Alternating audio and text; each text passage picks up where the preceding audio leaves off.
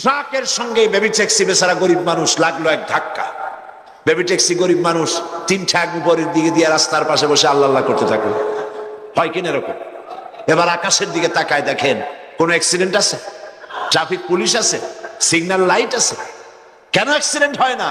কার কথা মানে? কার কথা?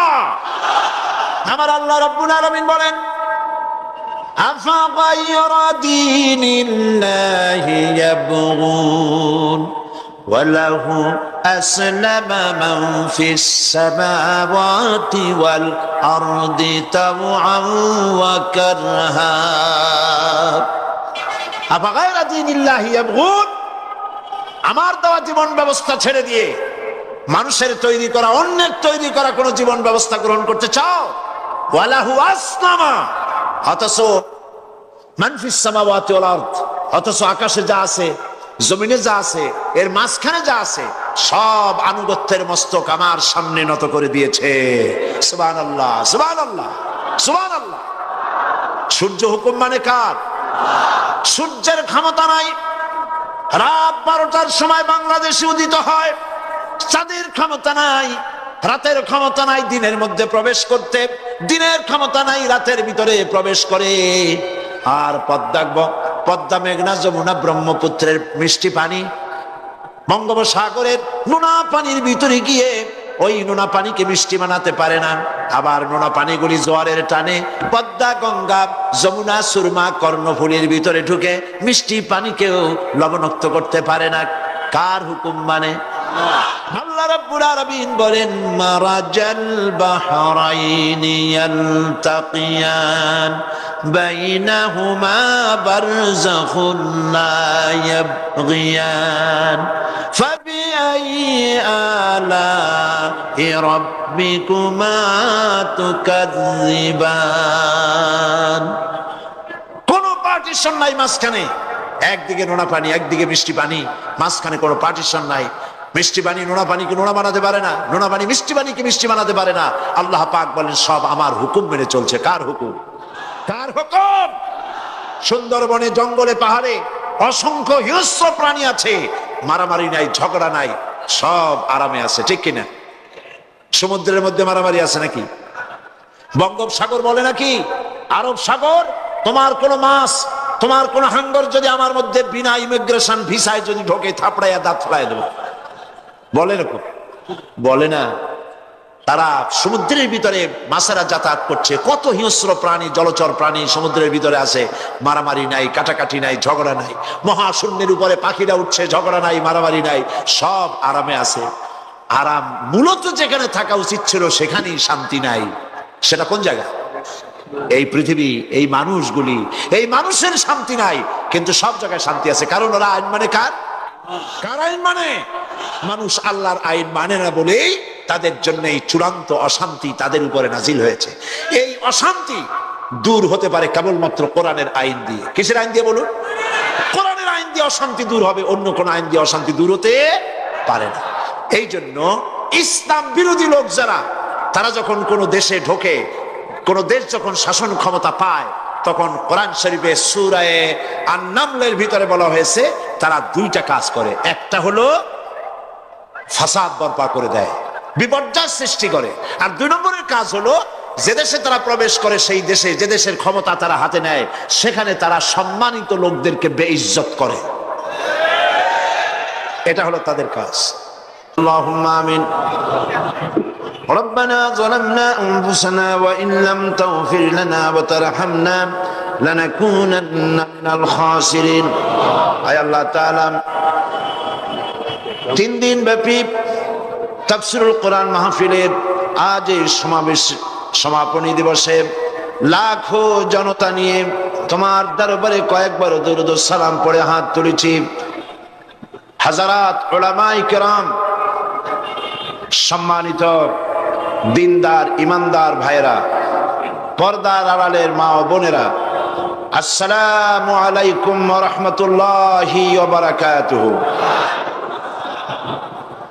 আমরা মহান আল্লাহ রব্বুল ইজ্জত ওয়াল জালাল, তার দরবারে লাখো কোটি শুকরিয়া আদায় করি যে মহান আল্লাহ তাবারক ওয়া তাআলা ইসলামী পাঠাগার খিলগা কর্তৃক আয়োজিত 24তম তাফসীরুল কোরআন মাহফিলের আজকের এই সমাপনী দিবসে ঢাকার ঐতিহাসিক পল্টন ময়দানে এই লাখো জনতার সমাবেশে আমাদেরকে শরীক হওয়ার তৌফিক এনায়েত করলেন। সেই মনিবের দরবারে নতশিরে শুকরগুজার হচ্ছি, শুকরিয়া আদায় করছি, পড়ছি আলহামদুলিল্লাহ। আমরা আমাদের মহান প্রভু, আমাদের রব, আমাদের মালিক, আমাদের খালিক, কুল কায়নাতের কাদের মতলব আল্লাহ সুবহানাহু ওয়া তাআলার দরবারে আমরা শুকরিয়া আদায় করে নিলাম। তিনি দয়া করে আমাদেরকে আজ কোরআনে কারীমের মাহফিলে শরীক হওয়ার তৌফিক এনায়েত করেছেন। তিনি যদি তৌফিক না দিতেন তো আমাদের পক্ষে এখানে আসা স্বাভাবিক ছিল না।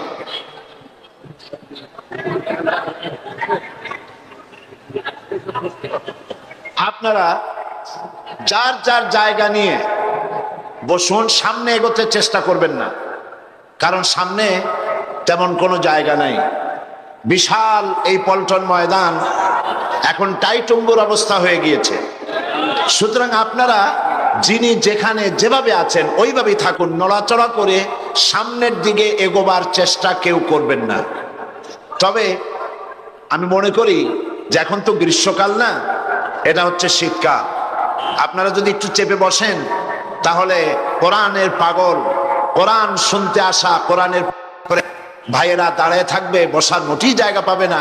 এমনটি হওয়া উচিত নয়। আল্লাহ পাক বলেছেন মজলিসের ভিতরে যখন তোমাদেরকে জায়গা করে দিতে বলা হয় তোমরা জায়গা করে দিও। আল্লাহ পাক আপনাদের জন্য জায়গার ব্যবস্থা জান্নাতে করে দিবেন।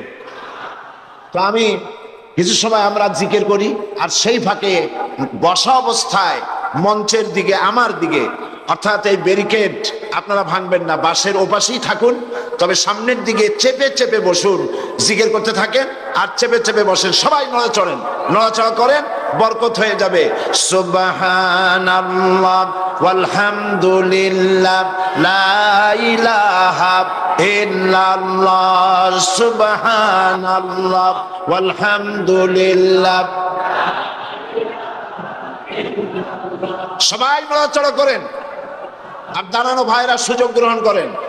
লা ইলাহা ইল্লাল্লাহু মুহাম্মাদুর রাসূলুল্লাহ। আলহামদুলিল্লাহ বলি। এরপর আর কোনো সুযোগ নাই।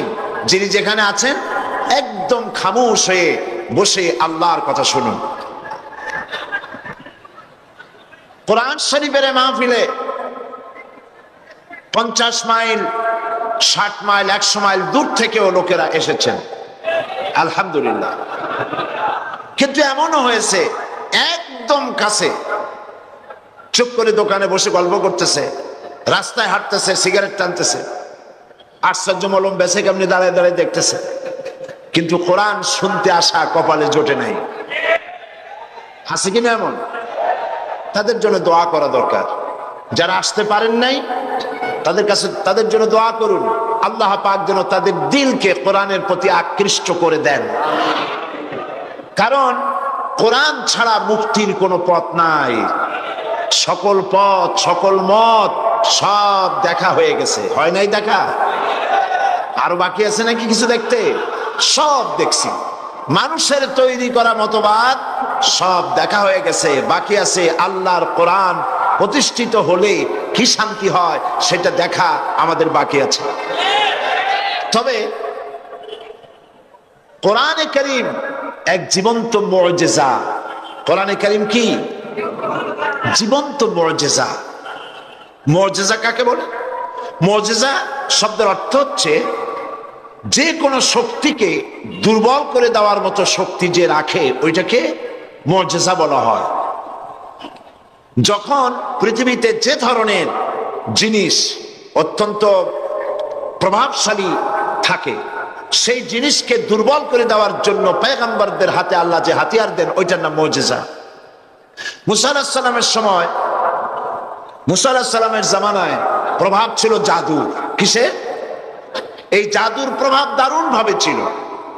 সেই সময় আল্লাহ পাক মুসা আলাইহিস সালামের হাতে দিলেন মুজিজা। সেই মুজিজার নাম কি? লাঠি। লাঠি ফালাই দিলে কি হইতো? সাপ হয়ে যেত।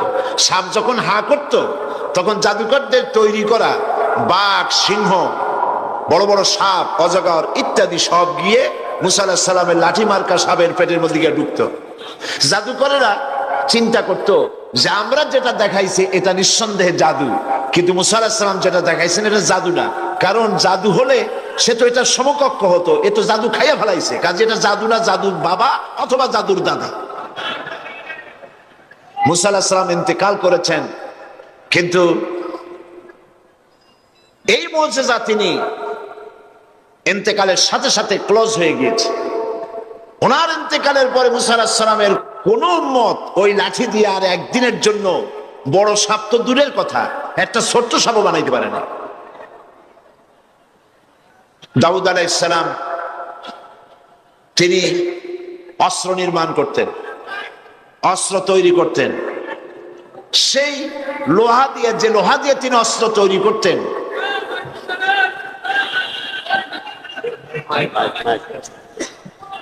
মাইকের অপারেটর তিনি খবর রাখুন, পাবেন, আপনারা পাবেন।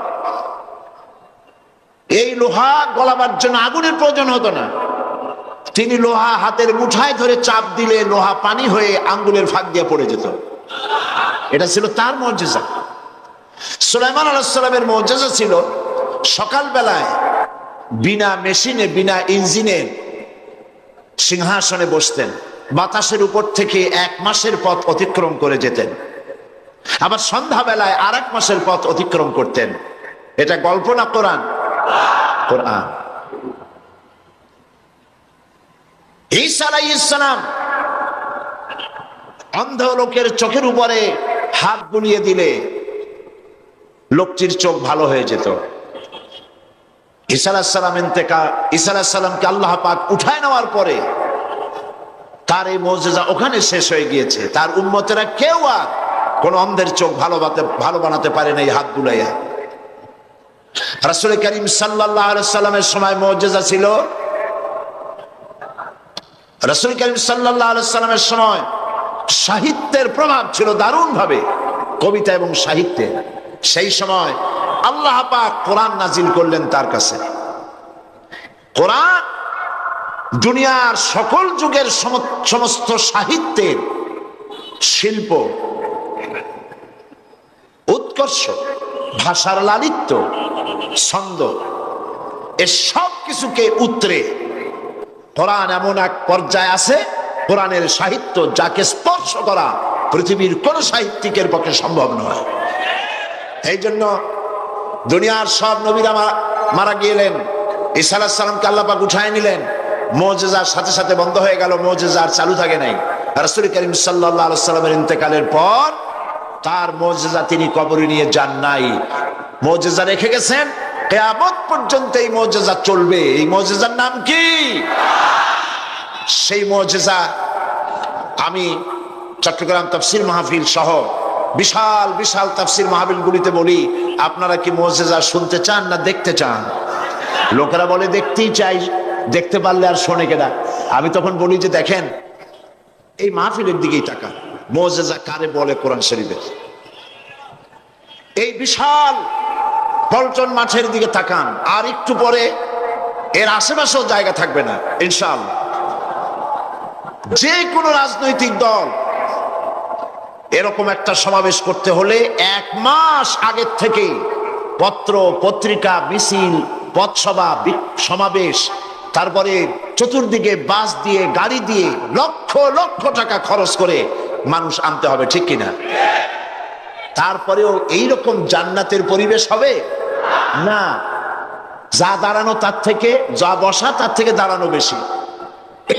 চতুর্দিকে পুলিশ, বিডিআর, স্বেচ্ছাসেবক, হাতে ধরি পায়ে ধরি, বসেন বসেন, কথা কইেন না। কে কার কথা শোনে? সিনেবাদাম সাবায়, শুনতে ইচ্ছে হলে শোনে, না হয় আরেক দিকে তাকায় থাকে। কিন্তু দেখুন তো, মাত্র 2-3টা পত্রিকায় বিজ্ঞাপন দেওয়ার সময় পেয়েছে ইসলামী পাঠাগার। পোস্টার নাই, হ্যান্ডবিল নাই, ব্যানার নাই, প্রচার নাই। আল্লাহ রাব্বুল আলামিন তার কোরআনের পাগল, কোরআনের প্রেমিক গোলামদেরকে হাজির করে দিয়েছেন। এটাই কোরআনের মুজিজা। এইটা হলো কোরআনের মুজিজা।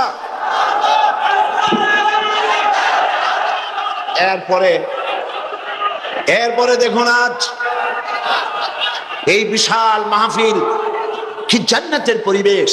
মানুষ উজু করে পবিত্র মন নিয়ে লাখো জনতা বসে আছে, শ্বাসের শব্দ নাই। কোরআনের আদব করছে মানুষেরা। কিসের আদব?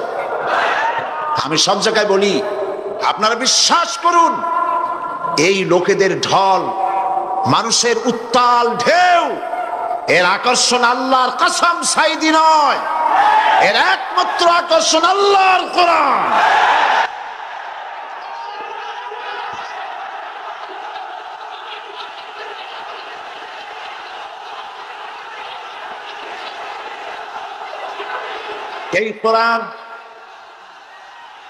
এই কোরআন থেকে মানুষকে বিচ্ছিন্ন করা যাবে না। আমি আপনাদের সামনে আলোচনা করব বিমাশিয়াতিল্লাহি তাআলা। আমি তো তেমন কিছু জানি না। সুবহানাকা লা ইলমা লানা ইল্লা মা আল্লামতানা। আল্লাহ যদি দয়া করে তার গোলামকে কিছু বলার জন্য ইহসান করেন তবেই বলতে পারবো, নইলে আমার কাছে কিছুই নাই। ঢোল যেমন বাড়ি দিলে শব্দ অনেক দূর থেকে শোনা যায়, মনে হয় ভিতরে অনেক কিছু আছে, কিন্তু ঢোলের চামড়াটা ছিঁড়লে দেখা যাবে ভিতরে একদম শূন্য, কিছুই নাই। আমি এরকম একটা শূন্য মানুষ, ছোট্ট মানুষ, আল্লাহর এক গোলাম ছাড়া কিছুই নই। আল্লাহ পাক যদি দয়া করে বলার তৌফিক দেন বলবো। কিন্তু আপনাদেরকে কথা শোনাবার আগে ওই যে প্রত্যেক দিন সাংবাদিক বন্ধুদেরকে ছেড়ে দিতে হয়, তাদের ব্যাপারে আমি পুরা সময়ের বক্তব্যের সারাংশ তাদের জন্য গুছিয়ে আমার কাছে রাখি, যেটা তাদের বললে ওনারা তাড়াতাড়ি নিয়ে চলে যেতে পারেন পত্রিকায় দেওয়ার জন্য।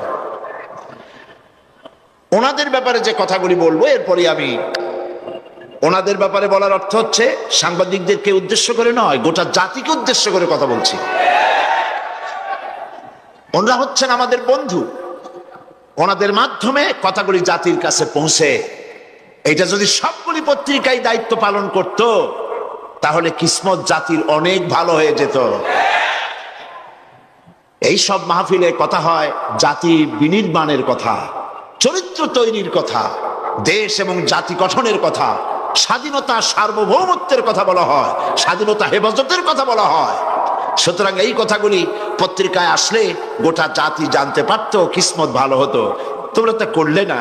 তবে ইনশাআল্লাহ আল্লাহ যাদেরকে পয়সা দিয়েছেন আজকের মাহফিলে আছেন, আমি বলবো মিডিয়া কোনো নেগলেক্টেড সেক্টর নয়, মিডিয়া খুব গুরুত্বপূর্ণ অস্ত্র।